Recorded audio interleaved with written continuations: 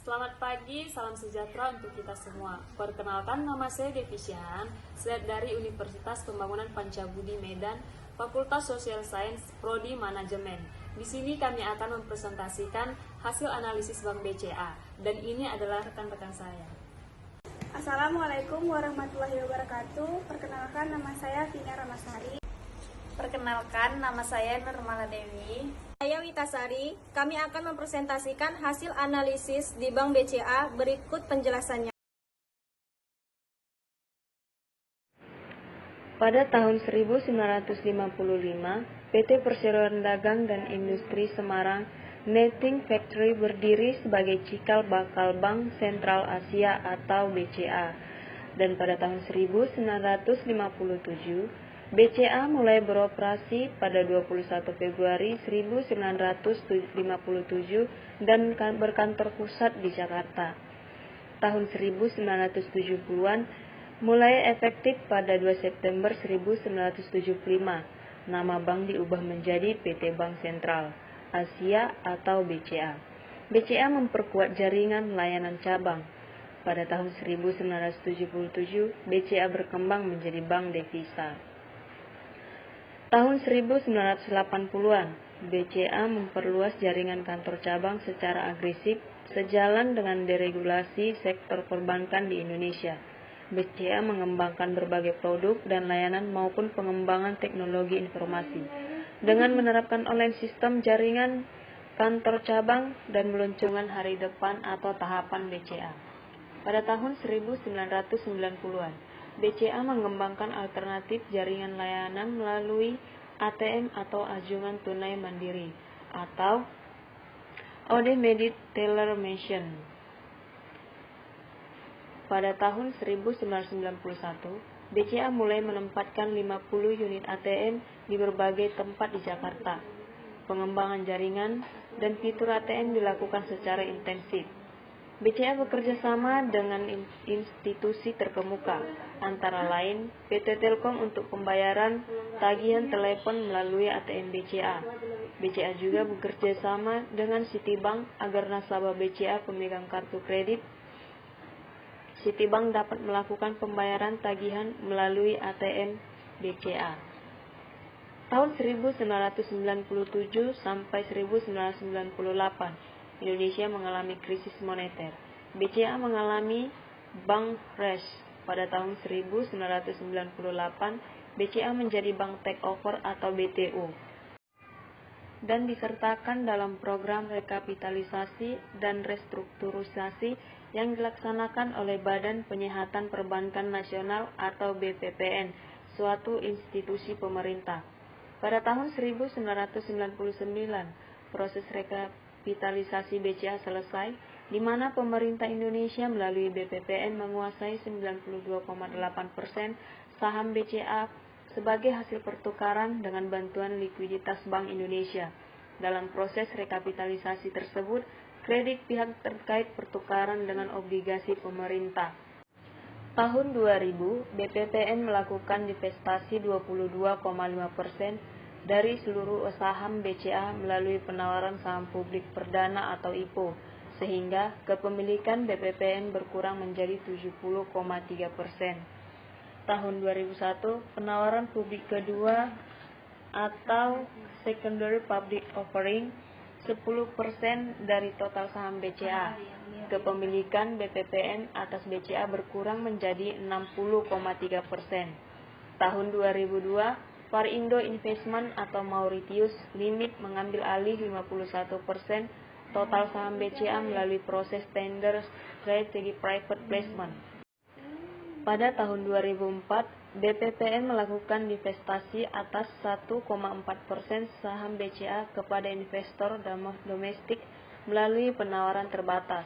Dan pada tahun 2005, Pemerintah Republik Indonesia melalui PT Perusahaan Pengolah Aset atau PPA melakukan divestasi seluruh sisa kepemilikan saham BCA sebesar 5,02%. Sekianlah sejarah dari perkembangan Bank BCA. Baiklah, setelah sejarah Bank BCA, yang kedua itu ada struktur organisasi Bank BCA. Sebelum kita mengetahui struktur organisasi Bank BCA itu, kita harus mengetahui organisasi itu apa. Organisasi merupakan wadah bagi perusahaan untuk mencapai suatu tujuan yang telah ditetapkan. Sebagai alat pencapaian tujuan, organisasi haruslah disusun dengan tepat sehingga dapat memberikan keuntungan bagi perusahaan sesuai dengan tujuan yang dicapai. Untuk lebih jelas, berikut ini akan digambarkan struktur organisasi dari BCA. Bisa kita lihat gambar struktur organisasi PT Bank Sentral Asia. Dan saya akan langsung menjelaskan job deskripsi. Yang pertama itu ada direksi. Tugas dan tanggung jawab direksi adalah memimpin dan mengurus BCA sesuai dengan maksud dan tujuan BCA. Menguasai, memelihara, dan mengurus kekayaan BCA untuk kepentingan BCA. Menciptakan struktur pengendalian internal, menjadi terselenggaranya fungsi audit internal dalam setiap tingkatan manajemen dan menindaklanjuti temuan audit internal sesuai dengan kebijakan atau arahan yang diberikan Dewan Komisaris. Menyampaikan rencana kerja tahunan yang memuat juga anggaran tahunan kepada Dewan Komisaris untuk mendapat persetujuan dari Dewan Komisaris sebelum dimulainya tahun buku yang akan datang, dengan memperhatikan ketentuan yang berlaku. Melaksanakan prinsip-prinsip tata kelola perusahaan atau good corporate governance dalam setiap kegiatan usaha BCA pada seluruh tingkatan atau jenjang organisasi BCA. Dan selanjutnya itu ada Dewan Komisaris. Tugas dan tanggung jawabnya adalah melakukan pengawasan atas kebijakan pengurusan BCA, jalannya pengurus pada umumnya, dan memberi nasihat kepada direksi. Yang kedua, memastikan terselenggaranya pelaksanaan prinsip-prinsip tata kelola perusahaan dalam setiap kegiatan usaha BCA. Mengarahkan, memantau, dan mengevaluasi pelaksanaan kebijakan strategis BCA. Dan selanjutnya itu ada Presiden Direktur. Presiden Direktur BCA yang bertanggung jawab atas koordinasi umum serta membawahi divisi audit internal, satuan kerja corporate social responsibility, dan biro anti-fraud. Kemudian Wakil Presiden Direktur. Wakil Presiden Direktur BCA yang menjalankan supervisi umum atas Direktur Kepatuhan dan Manajemen Resiko, Direktur Sumber Daya Manusia, dan Direktur Kredit, serta bertanggung jawab atas Divisi Keuangan dan Perencanaan, Divisi Sekretariat Perusahaan, dan Satuan Kerja Pengamanan Teknologi Informasi. Dan selanjutnya itu ada Direktur. Direktur BCA yang bertanggung jawab atas bisnis perbankan individu yang meliputi bisnis kredit pemilik rumah, kredit kendaraan bermotor roda 4 atau roda 2, dan individual customer business development yang termasuk bisnis wealth management dan layanan BCA prioritas. Dan bertanggung jawab atas bisnis komersial dan SME yang juga mencakup cash management dan layanan kredit. Selain itu juga memantau perkembangan anak usaha yang dimiliki sepenuhnya oleh BCA, yaitu PT BCA Finance yang bergerak di bidang pembiayaan kendaraan bermotor roda 4 dan entitas anak PT Central Santosa Finance yang bergerak di bidang pembiayaan kendaraan bermotor roda 2. Dan selanjutnya ada Marketing Mesin, bertugas untuk menawarkan atau mempromosikan BCA Card dengan mendatangi toko-toko atau pedagang agar mau menerima pembayaran dengan menggunakan BCA Card. Dan ada Marketing Support, bagian dalam yang bertanggung jawab untuk mengurusi administrasi, dan Customer Service bertugas untuk melayani pelanggan konsumen yang datang langsung ke BCA Card Center ataupun yang melalui telepon. Dan kredit bertanggung jawab atas seluruh pekerjaan yang ada di bagian kredit, mengkoordinasikan dan mengawasi bagian-bagian yang ada pada bagian kredit sesuai dengan tujuan perusahaan. Dan analisa kredit bertugas menganalisa setiap permohonan aplikasi yang masuk ke BCA Card Center. Dan pengawasan kredit bertugas untuk mengecek tagihan yang masuk ke BCA Card Center dan mengawasi kartu-kartu kredit. Dan ada penagihan kredit bertugas untuk mengurusi pembayaran card holder dengan cara menelpon atau menagih secara langsung. Manajemen security bertugas untuk membantu bagian pengawasan dan penagihan kredit karena ketiga-tiganya saling berkaitan. Operasional unit head bertanggung jawab atas seluruh pekerjaan yang ada di bagian unit operasional agar dapat bekerja sesuai dengan tujuan perusahaan. Cashier operasional bertanggung jawab kepada operasional unit head. Staf operasional 1 dan staf operasional 2 bertugas untuk mengoperasikan, memproses faktor-faktor yang masuk ke BCA Card Center. Dan yang terakhir itu ada kolektor, bertugas untuk mengambil faktor di toko-toko atau pedagang yang menerima pembayaran dengan BCA. Nah, selanjutnya ada produk Bank BCA. Bentuk produk Bank BCA antara lain, BCA adalah salah satu bank terbesar di tanah air dengan kapitalisasi pasar tertinggi di ASEAN di Januari 2019. Nilai kapitalisasi pasar BCA mencapai 46.017 miliar US dollar atau setara dengan 644,24 triliun.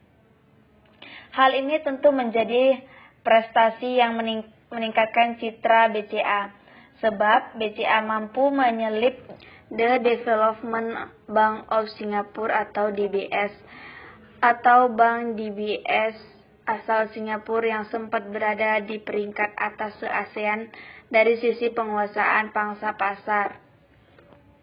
Pencapaian BCA tersebut tentu memberikan sinyal positif, terutama dalam meningkatkan profit di dalam negeri.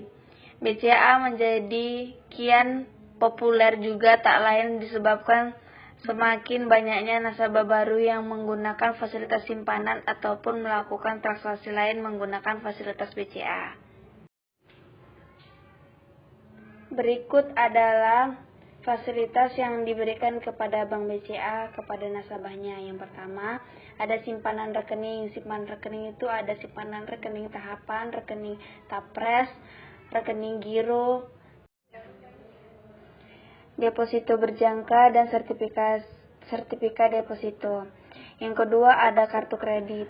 Kartu kredit BCA Card, BCA Mastercard, BCA Visa, BCA GCB, perbankan elektronik, ATM BCA, debit BCA, tunai BCA, klik BCA internet banking, MBCA mobile banking, BCA link, dan call center. Nah, yang ketiga adalah layanan transaksi perbankan, safe deposit box SDB, pengiriman uang, traveler circuit,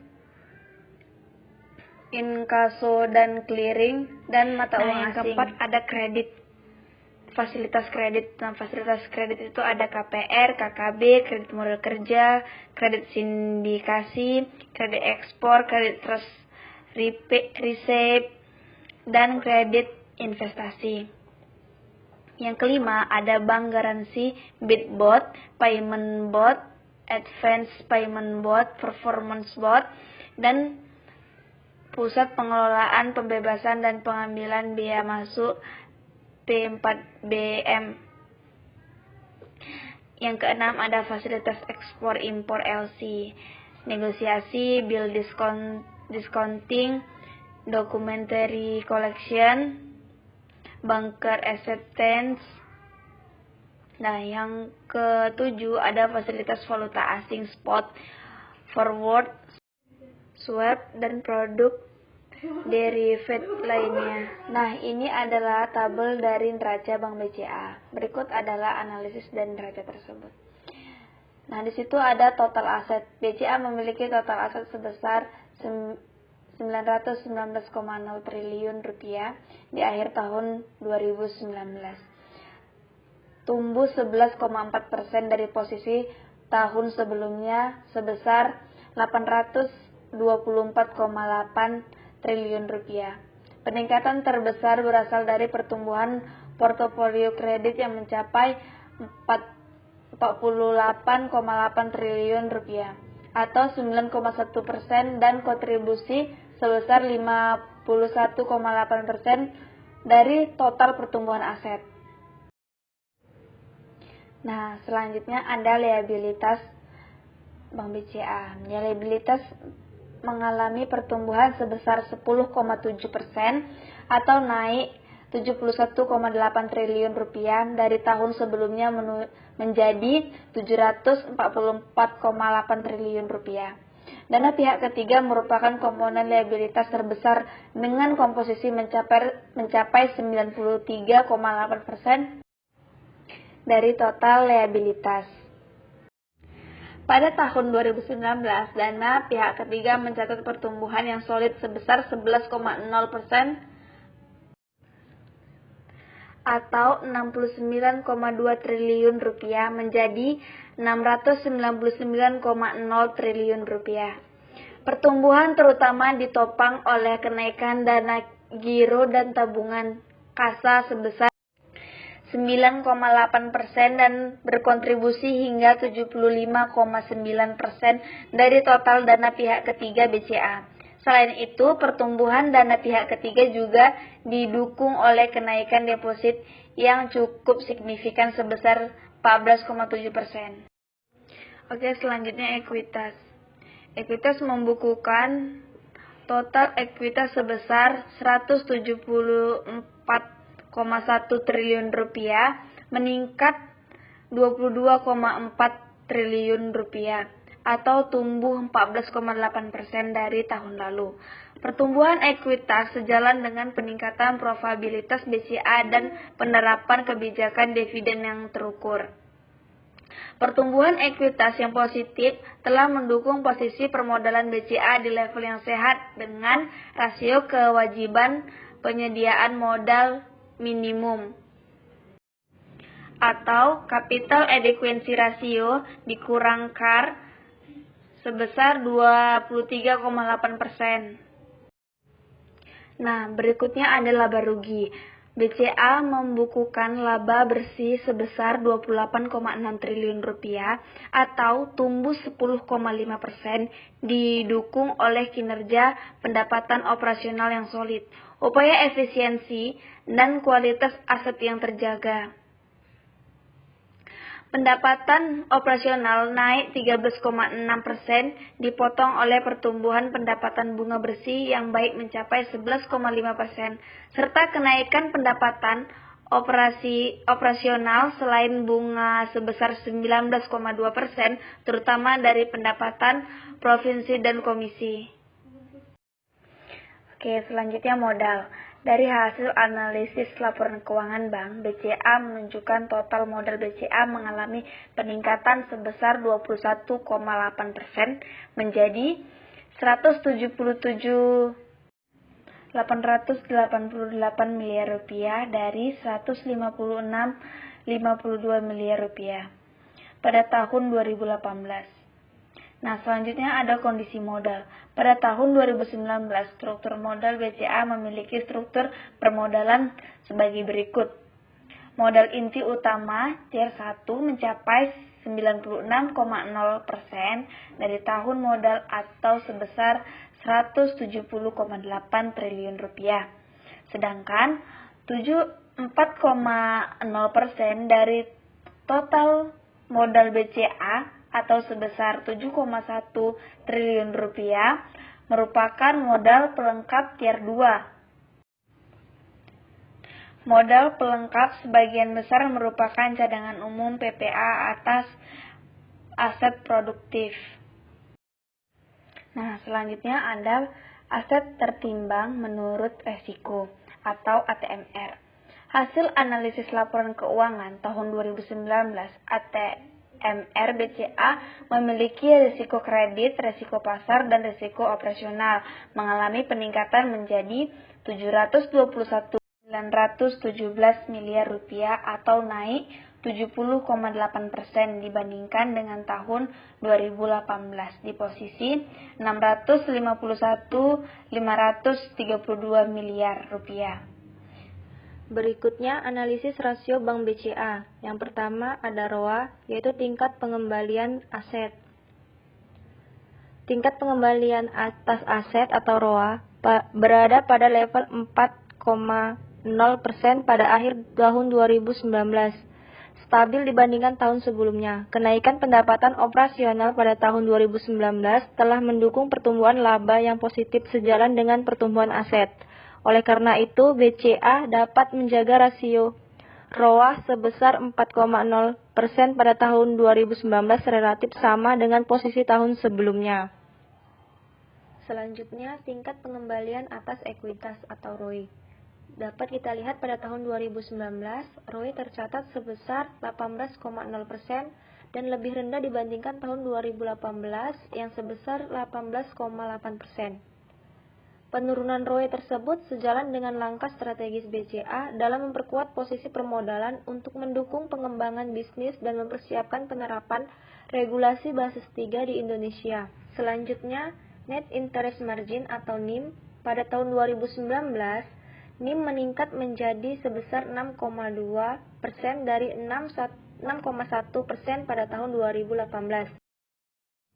Peningkatan portofolio kredit serta penurunan cost of funds telah mendukung posisi NIM yang lebih tinggi di tahun 2019. Hal ini dinilai sangat baik karena berada jauh di atas quality.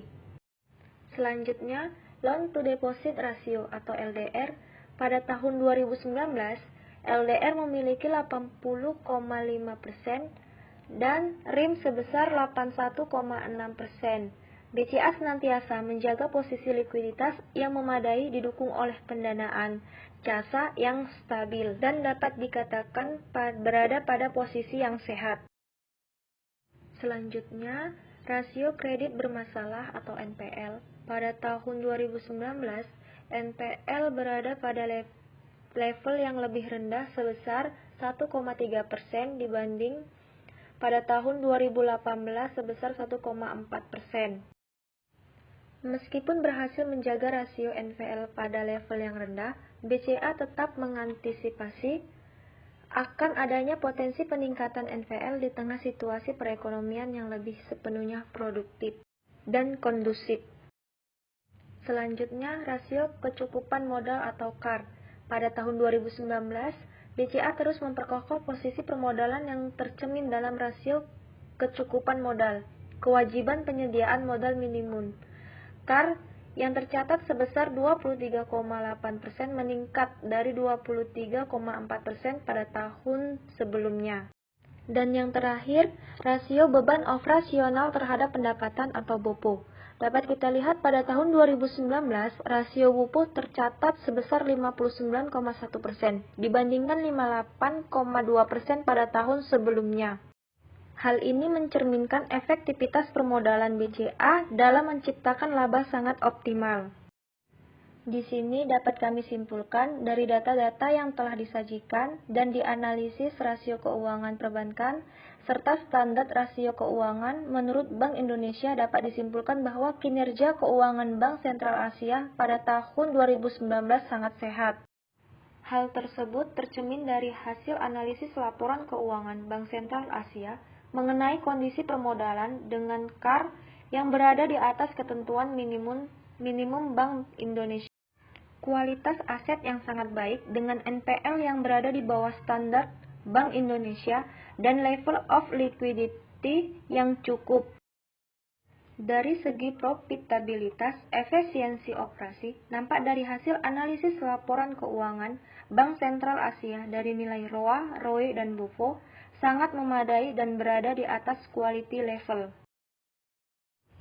Hasil analisis laporan keuangan Bank Sentral Asia juga menunjukkan penyediaan pencadangan aset atau PPA bermasalah di atas 100%.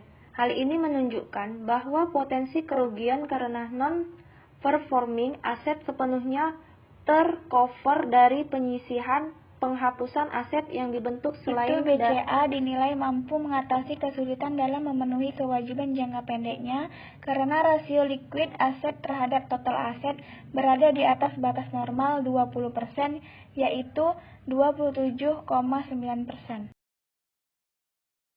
Sekian presentasi dari kami. Assalamualaikum warahmatullahi wabarakatuh.